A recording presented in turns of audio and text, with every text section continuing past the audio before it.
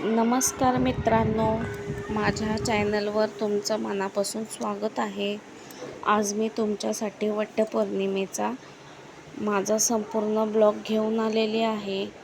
या व्हिडिओमध्ये माझा पारंपरिक लूक, वडाची पूजा आणि पूजेची तयारी आणि आजचा खास दिवस तुम्हाला पाहायला मिळणार आहे. व्हिडिओ शेवटपर्यंत नक्की पहा.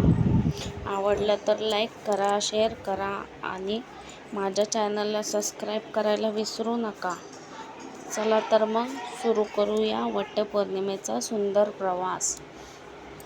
तर बघा, हे आहे पिंपरी गावामधलं फेमस मंदिर म्हणजे तपोवन मंदिर.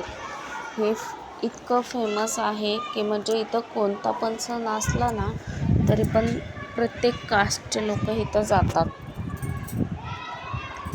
खूप छान मंदिर आहे.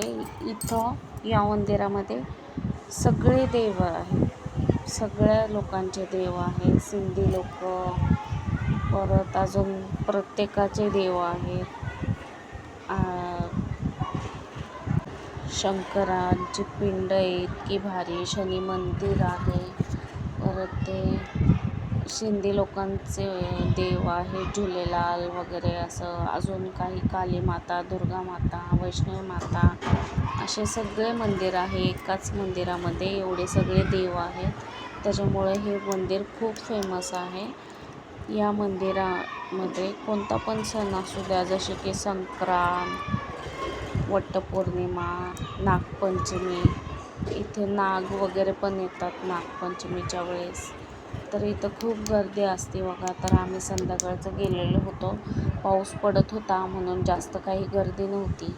आणि माझ्या बाजूला जी थांबली ती माझ्या एकदम जवळची माझी बेस्ट फ्रेंड म्हणजे माझी बहीण आहे. खूप आमचा एकमेकींवर जीव आहे आणि आम्ही एकत्र वर्गामध्ये होतो. वर्गामध्ये असल्यानंतर 7वी नंतर इकडे तिकडे झालो होतो. सगळ्यांची शाळा चेंज झाली होती. त्याच्यानंतर परत थोड्या वर्षांनी भेटलो. परत मग तिचं लग्न झालं, माझं लग्न झालं. आम्ही एकमेकींना भेटत नव्हतो. म्हणजे ती कुठे आहे, मी कुठे आहे आम्हाला माहितीच नव्हतं. इतक्या लांब झालो होतो. पण अचानक एका दिवशी भेटलो लग्न झाल्यानंतर. आणि त्याच्यानंतर आम्ही परत एकमेकींना जॉईंट झालो. शाळेमध्ये असताना एकमेकींचा जास्त लळा नव्हता, पण लग्नानंतर जो लागला तो इतका लागला की खूपच, का एकदम अशी जॉईंट फॅमिली आहे असं. मला इतका जीव लावतात तिच्या घरचे पण, ती पण खूप करतात. माझ्या डिलिव्हरीमध्ये पण मला खूप सारा सपोर्ट केलेला आहे. म्हणून मी माझी मैत्रीण तर म्हणतच नाही, बहिणी इतकंच प्रेम ती पण करते, मी पण करते. तर बघा, आम्ही दरवर्षी बरोबरच जात असतो पूजेला, काही पण असू द्या. दरवर्षी सोबतच जात असतो, वटपौर्णिमेला, परत संक्रांतीला, आणि सोबतच पूजा करतो. पण यावेळेस दोघींना व्हिडिओ बनवायचा होता म्हणून मी अगोदर स्टार्टिंग केलं, कारण दादा खूप रडत होता. मला घरी लवकर जायचं होतं त्याच्यामुळं, आणि पाऊस पण येत होता म्हणून मी पोरांना तर संगट घेऊन आले होते, पण खूप रडत होते त्याच्यामुळं मला लवकर जायचं होतं. तर बघा, मस्त पूजा वगैरे आम्ही अशी करून घेतलेली आहे. आजचा आमच्या चौघींचा लूक कसा वाटतोय तो कमेंट करून नक्की सांगा.